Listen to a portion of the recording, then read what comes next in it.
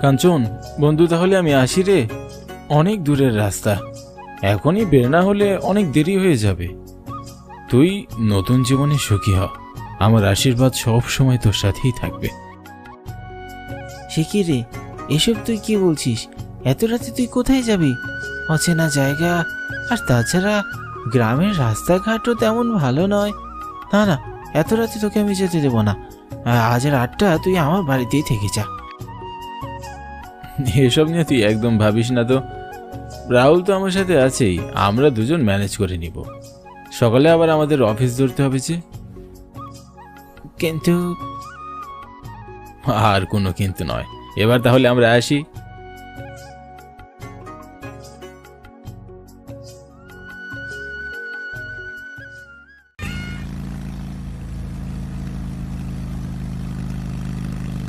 আমি শিশির, আমার পিছনে যে বসে আছে সে আমার বাল্যকালের বন্ধু রাহুল।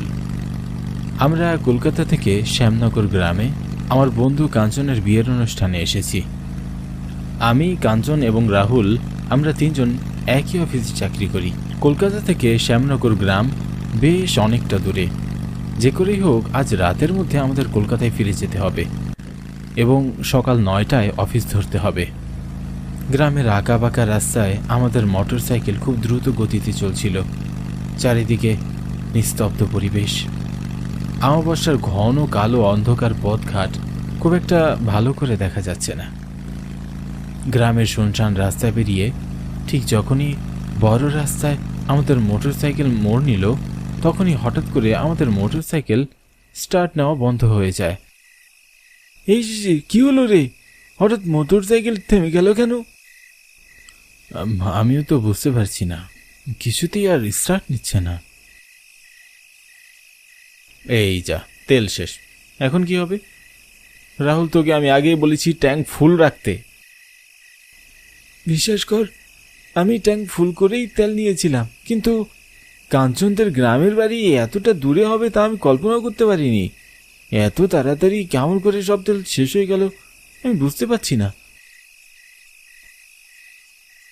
রাহুলের কথা শুনে আমি ভীষণ অবাক হয়ে গেলাম, কারণ কাঞ্চনের গ্রামের বাড়ি যতই দূরে হোক তা ফুল ট্যাঙ্ক খালি হওয়ার মতো দূরে না। আমি আশেপাশে ভালো করে তাকিয়ে দেখলাম কোথাও কোনো মানুষের ঘর বাড়ি আছে কিনা।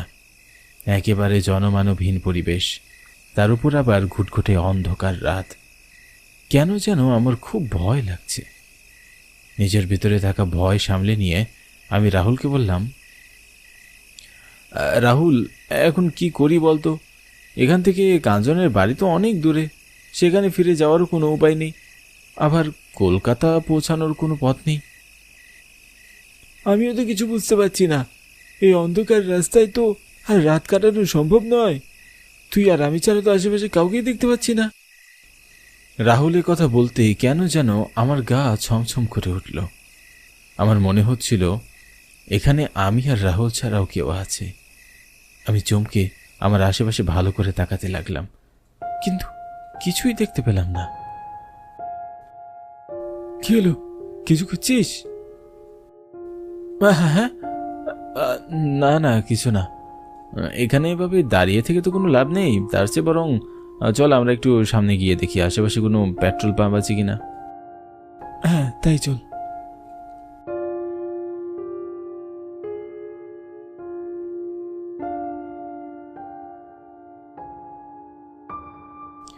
মোটরসাইকেল রেখে আমি আর রাহুল বড় রাস্তায় উঠে হাঁটা শুরু করলাম। চারিদিকে ঘুটঘুটে অন্ধকার, কোথাও কিছু স্পষ্ট দেখা যাচ্ছে না। তখন দূর থেকে আমি আর রাহুল নিভু নিভু আলোতে একটা চায়ের দোকান দেখতে পেলাম। শিশির, মেজাজ খারাপ হয়ে আছে, কোনো কিছু ভালো লাগছে না, তাছাড়া মাথায় কোনো বুদ্ধিও আসছে না। চল চায়ের দোকানে গিয়ে এক কাপ চা খাই আর একটা সিগারেট খেয়ে মাথাটাকে ঠান্ডা করি। মাথা ঠান্ডা হলে এমনিতেই মাথায় ভালো বুদ্ধি আসবে। হ্যাঁ তাই চল, চায়ের দোকানদারের কাছ থেকে আশেপাশে কোনো পেট্রোল পাম্প আছে কিনা সেটাও জানা যাবে।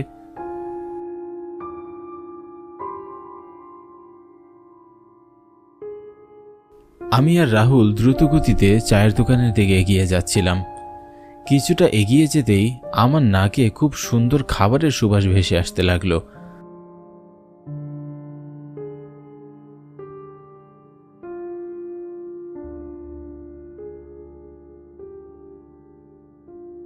ভালো করে তাকিয়ে দেখলাম এটা কোনো চায়ের দোকান নয়, এটা একটা খাবার হোটেল। এত সুন্দর বাহারি রকমের খাবারের সুবাস আমি এর আগে কখনো পাইনি।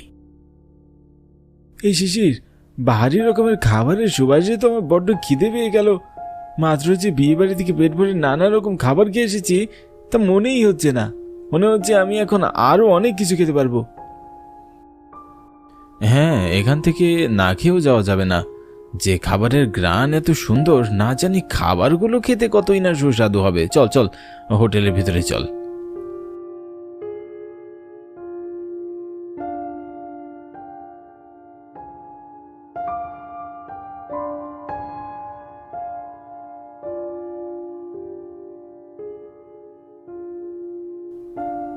আমি আর রাহুল তাড়াহুড়ো করে হোটেলের ভিতরে প্রবেশ করলাম, আর তখনই অন্যরকম একটা গন্ধ নাকে ভেসে আসলো।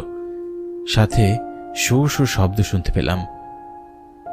শব্দ এবং গন্ধটা আমার বেশ পরিচিত। অনেকটা গ্যাস লিক হওয়ার মতো শব্দ এবং গন্ধ একই মনে হচ্ছিল। হোটেলের ভিতরে প্রবেশ করতেই একপাশে হোটেল ম্যানেজারকে বসে থাকতে দেখলাম। আমাদের দেখে হোটেল ম্যানেজার বলল, ভেতরে গিয়ে বসুন, আপনাদের খাবার পৌঁছে দেওয়া হবে। জি জি ঠিক আছে, কিন্তু আমার মনে হচ্ছে আপনাদের হোটেলে কোথাও গ্যাস লিক হচ্ছে। একটু ভালো করে দেখুন তো ভাই, কোথাও গ্যাস লিক হচ্ছে কিনা। আমি গন্ধ পাচ্ছি এরকম একটা। হ্যাঁ, আমাদের এখানে গ্যাস লিক হয়েছিল। ভাই, একটু সাবধানে থাকবেন। আপনারা খুব ভালো মানুষ, যান ভেতরে গিয়ে বসুন। আমরা আর কথা বাড়ালাম না, ভিতরে গিয়ে বসলাম।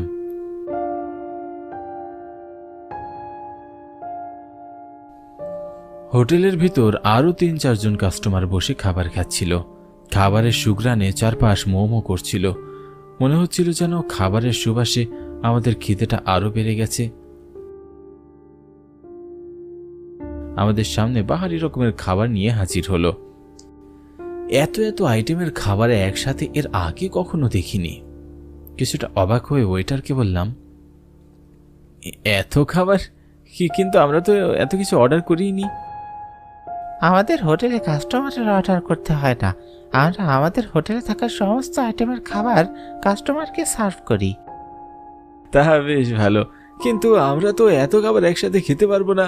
তাছাড়া এত খাবারের বিলের টাকা আমাদের সাথে তো নেই। আমরা আমাদের কাস্টমারদের থেকে খাবারের বিল নিই না। ওয়েটারের মুখে এমন কথা শুনে আমরা বেশ অবাক হয়ে গেলাম। আমি কিছু বলার আগেই ওয়েটার সেখান থেকে চলে যায়। মিষ্টি খাবারের সুঘ্রাণে আমরা নিজেকে আটকে রাখতে পারলাম না, তাই দুশ্চিন্তা ভুলে আমরা খাবার খাওয়া শুরু করে দেই। এত সুস্বাদু খাবার আমরা এর আগে কখনো খাইনি, তাই বেশ তৃপ্তি করে খাবার খাচ্ছিলাম। কিন্তু কি আশ্চর্য, আমি লক্ষ্য করে দেখলাম আমরা এত খাবার খাচ্ছি তবু আমাদের প্লেট থেকে কোনো খাবারই একটু কমছে না। আমি রাহুলের দিকে তাকিয়ে দেখলাম রাহুলও আমার দিকে অবাক হয়ে তাকিয়ে আছে। কেন যেন আমাদের বুকের ভিতরটা মোচড় দিয়ে উঠল। মনে হচ্ছিল আমাদের সাথে খারাপ কিছু হবে। আর ঠিক তখনই খুব কর্কশভাবে ওয়েটার বলে উঠল, কি হলো, খাবার খাওয়া থামালেন কেন? না না, ইয়ে মানে একটু লেবু হলে ভালো হতো। তারপর আমরা যা দেখলাম তা দেখার জন্য মোটেও প্রস্তুত ছিলাম না। আমরা দেখলাম ওয়েটার এক জায়গায় দাঁড়িয়ে আছে আর তার হাত সে লম্বা করে লেবু নিয়ে আমাদের দিকে এগিয়ে দিচ্ছে। এটা দেখার পর আমরা আর স্থির হয়ে বসে থাকতে পারলাম না, ভয়ে চিৎকার করে লাফ দিয়ে উঠলাম।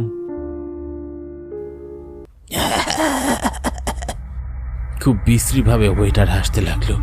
তার হাসিতে পুরো হোটেল কেঁপে উঠল। রাহুল খুব শান্ত করে আমাকে শক্ত করে ধরল আর বলল, শিশির, ওদিকে দেখ। আমি দেখলাম হোটেলে থাকা অন্য কাস্টমারদের চেহারা বিকৃত হয়ে গেছে। তাদের পরনে থাকা রঙিন পোশাক ধবধবে সাদা হয়ে গিয়েছে, চোখ গড়িয়ে রক্ত ঝরছে, ধারালো দাঁতগুলো বাইরের দিকে বের হয়ে আছে এবং তাদের সামনে প্লেটে অনেক কাঁচা মাংস রাখা, আর তারা সেই কাঁচা মাংস চিবিয়ে চিবিয়ে খাচ্ছে।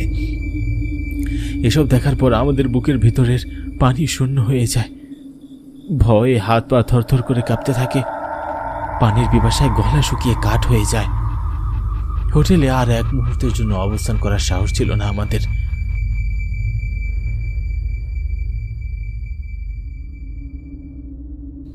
আমরা আমাদের গায়ের সমস্ত শক্তি দিয়ে দৌড়ে পালানোর চেষ্টা করলাম, কিন্তু কি আশ্চর্য, আমরা যতই পালানোর চেষ্টা করছিলাম হোটেলের সামনেই এসে পড়ছিলাম।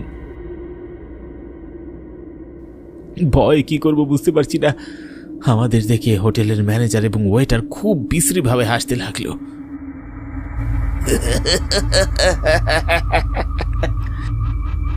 তাদের বিশ্রী হাসির শব্দে পুরো এলাকা কেঁপে উঠছিল। ভয়ে আমার বুকের ভিতরের প্রাণ পাখিরা ছটফট করতে লাগলো। মনে হচ্ছিল এখনই যেন বুকের খাঁচা ভেঙে প্রাণ পাখিটা বের হয়ে আসবে। রাহুলের দিকে তাকিয়ে দেখলাম চোখ বড় বড় করে নির্বাক হয়ে তাকিয়ে আছে। দেখে মনে হচ্ছে এখনই অজ্ঞান হয়ে যাবে। পালাবি কোথায়? তোদের পালানোর কোনো পথ নেই। এই হোটেলে যারা আসে তারা আর এখান থেকে প্রাণ নিয়ে ফিরতে পারে না। ম্যানেজারের মুখে এরকম কথা শুনে ভয়ে আমার হাত পা আরও কাঁপতে লাগলো। ওয়েটার আমাদের গলা চেপে ধরার জন্য তার হাত দুটো লম্বায় করে বাড়িয়ে দেয়। ভয়ে আমার প্রাণ যায় যায় অবস্থা। তাও সাহস করে বললাম, থামো, কেন এমন করছো? আমরা কি ক্ষতি করেছি তোমার, যার জন্য তোমরা আমাদের প্রাণ নিতে চাও? দয়া করে হ্যাঁ তাদের ধরো, আমাদের ছেড়ে দাও, যেতে দাও আমাদের। আমরা তো তোমাদের কোনো ক্ষতি করিনি।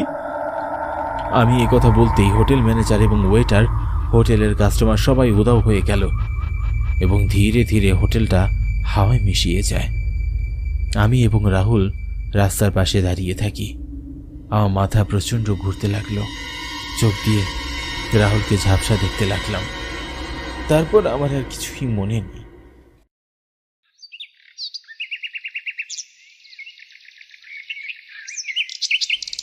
খুব ভোরবেলা জ্ঞান ফিরে পেলাম। আপনারা কোথা থেকে এসেছেন?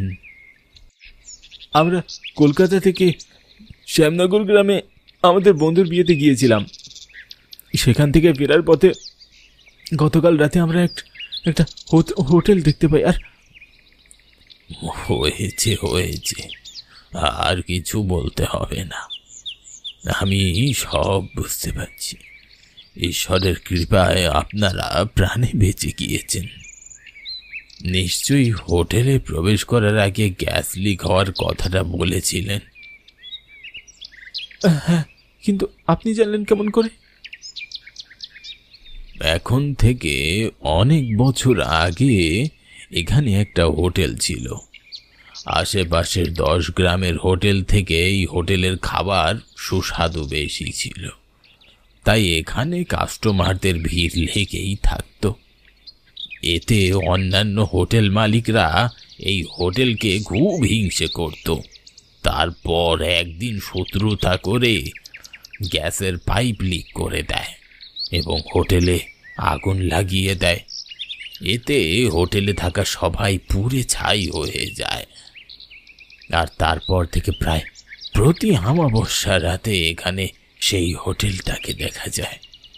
যখনই এই পথ দিয়ে কেউ যাওয়া আসা করতে নেয়, তখন কোনো না কোনোভাবে তাদের হোটেলের ভিতরে নিয়ে যাওয়া হয় এবং প্রচণ্ড ভয় দেখিয়ে তাদেরকে নির্মমভাবে হত্যা করা হয়। তবে যারা হোটেলে প্রবেশ করার সময় হোটেল ম্যানেজারকে গ্যাস লিক হওয়ার ব্যাপারে সাবধান করে দেয়, তাদের কোনো ক্ষতি হয় না, শুধু ভয় দেখিয়ে তাদের ছেড়ে দেওয়া হয়। সমস্ত কথা শোনার পর আমরা ভীষণ অবাক হলাম, নির্বাক হয়ে তাকিয়ে রইলাম। তারপর বৃদ্ধ লোকটি সেখান থেকে চলে গেলেন।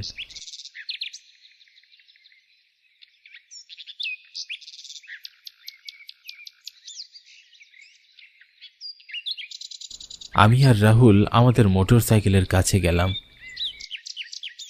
কি আশ্চর্য, আমরা গিয়ে দেখলাম আমাদের মোটর সাইকেলের ট্যাঙ্কে এখনো অর্ধেক তেল খালি পড়ে আছে। আমাদের আর কিছুই বোঝার বাকি রইল না। হাসি মুখে কলকাতার উদ্দেশ্যে আমরা রওনা হলাম।